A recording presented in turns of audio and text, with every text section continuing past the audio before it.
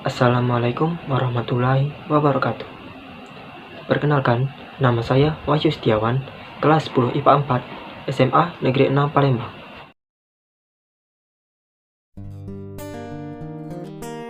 Pada video kali ini, saya akan membahas tentang jenis kreasi gerabah.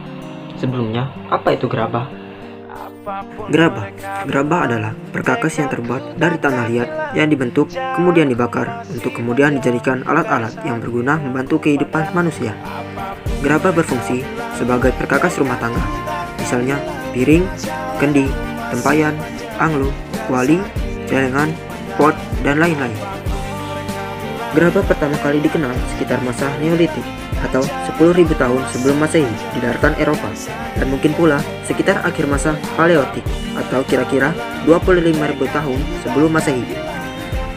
Menurut peneliti, gerabah merupakan budaya yang universal atau menyeluruh, atau bisa ditemukan di mana-mana. Ada 6 teknik pembuatan gerabah. 1. Teknik lempeng. 2. Teknik pijat. 3. Teknik pilin. 4. Teknik putar. 5. Teknik cetak. 6. Teknik cor atau tulang. Proses pembuatan gerabah. 1. Tahap persiapan.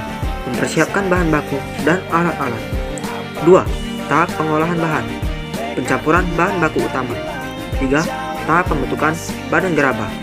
Tahap pembentukan awal dan tahap pemberian dekorasi atau ornamen. 4. Tahap pengeringan.